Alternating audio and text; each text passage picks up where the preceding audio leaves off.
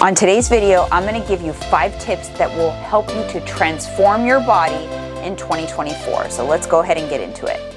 Before we get too far into this video, my name is Jeanine. I am a certified personal trainer and nutrition coach, 47 years old and in menopause. And on this channel, I post tons of information on weight loss, fitness, menopause, how to look and feel your best at any age. I am a coach and lots of content on this channel about these topics. So if you're interested in that, make sure you subscribe, hit the bell to be notified when I post new videos. I also have a podcast called Candidly with Coffee that I host with my husband, where we talk a lot about the same topics as well. It resides right here on YouTube as well as everywhere you get your podcasts. So go ahead and take a look at that. Now let's go ahead and get into it. All right. First and foremost, the tips in this video require you to know what your macronutrient targets should be based off of your goals. What do I mean by that? It means you should at least know how many calories you should be consuming per day, as well as how much protein you should be taking in per day, because those are 2 vital components to weight loss. If you do not know what those numbers are, I can provide them to you via a macro assessment. I am a coach. It is what I do. And if you are interested in getting one of those assessments from me, you can purchase one by clicking on this link up here. I basically take all of your information that you provide and I put together a nice little assessment with tips, and I address any concerns you may have, as well as I will give you those targets that you need in order to be successful. So if you don't already know what they are, I do not recommend guessing. I recommend getting an assessment. So if you want one from me, go ahead and click on that link. Now let's go ahead and get into it. Now you've got your assessment, or maybe you already know what these targets should be. The very first and most important thing you need to do is track your calorie intake. You need to know how much calories you're taking in. Most people take in 30 to 40% more calories than they think they do if they're not tracking. It doesn't feel like you're eating that much, but if you're not tracking, you're eating more than you think you are. The calories creep up very, very quickly. Just one trip to Starbucks could be like 800 calories, and you don't even necessarily count those calories. So it's very important that you are tracking your calorie intake if you have a specific weight loss goal in mind. It's kind of like this. Think about it like if you're saving up for something, you have to track your savings in order to reach that goal. It's kind of like that when it comes to weight loss. If you are wanting to reach a calorie target, you have to track so that you don't go over that calorie target. Number 2, protein. Most women, especially women over the age of 40, they're not getting enough protein. Getting about 40 to 50 grams, and they think they're getting a lot. That is not a lot. That is not enough. What happens if you try to lose weight and you're not eating enough protein? You get skinny fat. You lose muscle and you retain body fat. I know this because I did it. 25 years ago, I lost 100 pounds, but I didn't eat my protein. And I was very, very skinny fat. I was not healthy. I was not fit looking. I was just very thin and frail. And that's not what you're going for. So trust me when I tell you, if you have a weight loss goal, you have to track your protein to make sure you're getting in enough. Your macro assessment, if you've gotten one, will give you what that target is. Now for the fun part, you do not have to worry about the carbs and fats. Don't worry about it. It will naturally make up the rest of the equation. Yes, you can eat carbs. Yes, you can eat bread. You can eat pasta. You can eat all the things, as long as you are staying within your calorie limit and hitting your protein goal. Now, number 3, move your body. You have to move your body. And I'm not talking about just exercise. I am talking about all the other hours of the day. You should be moving your body. How do you track your movement? With a step goal. That's the best way to track it. You need to set a step goal and you need to get your steps in every day. I recommend aiming for that 10,000 step mark because it is a pretty active day if you're getting in 10,000 steps. Now, let's assume you're super busy like everybody else. How do you do that? You do not have 2 hours to set aside to walk. I don't have that amount of time, but I still get my steps in by stacking it with other tasks.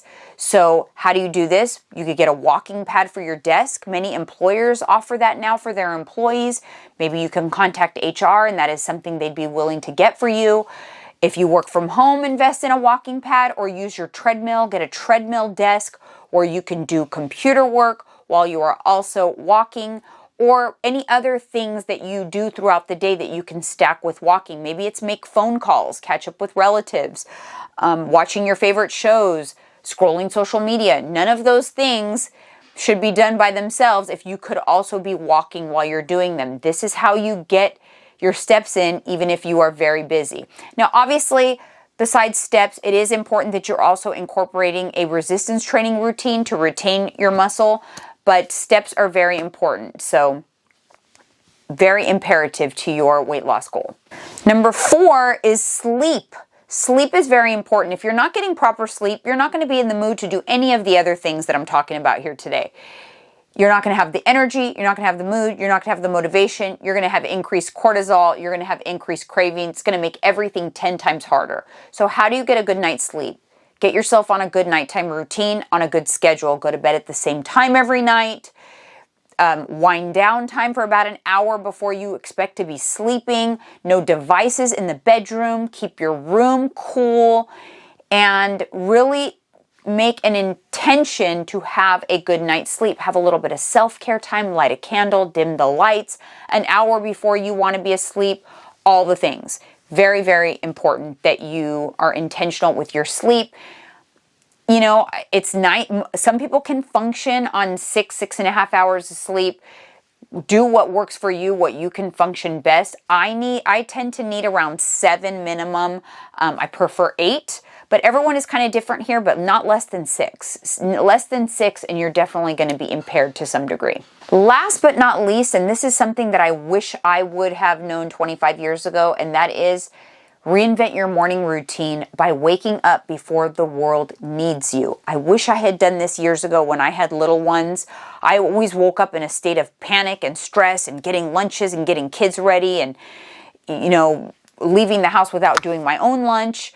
And so getting up before the world needs you, even if it's just for 1 hour, that 1 hour in the morning before anybody else needs you is like equivalent to 3 hours later in the day. I kid you not. It's the best thing I have ever done in my adult life is to wake up before the world needs me. It's my most productive time.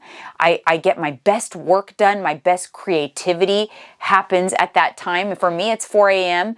For you, it can be whatever works in your schedule. But say your kids need to get up at 6 a.m. You need to get up at 5.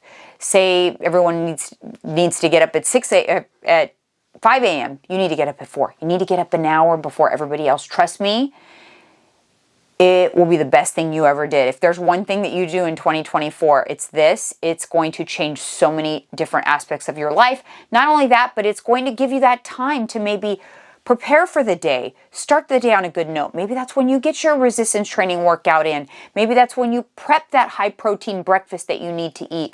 Maybe it's when you prep your lunch for the day. You track out what you're going to eat for the day. That's the time when nobody else needs you. It's selfish me time, and it's very, very important. Now, I know we're busy. A lot of times people say they can't reach their goals because they're busy. Think about those obstacles that you're setting for yourself and how you can get around them. So, you know, at the top of this video, I mentioned calories and protein, super important. How do you do that? Maybe you're super busy. You don't have time to prep meals and do meal prep and all of that. You can do like a meal prep service. I use MegaFit Meals, and when I am busy, those come in clutch, and they're very high protein, so they're going to help you reach your protein goal. So if you are interested in trying MegaFit Meals, I love them. They're macro-friendly, they're delicious, and I have a link down in the description to give them a try if you are interested. I've tried many meal prep companies, and honestly, this video is not sponsored by MegaFit or anything like that, but I've tried many meal prep companies before I finally landed on one that I could stand behind. And if you are working towards weight loss goals, it's probably a good idea to do a meal prep service for just, even if it's just one of your meals each day, and then maybe create a high protein breakfast and eat that same breakfast every day. And so you're kind of covered. Just add in a couple snacks and boom, you've hit those two important things, calorie and protein, right off the bat. So anyways, hopefully you got some good information from this video.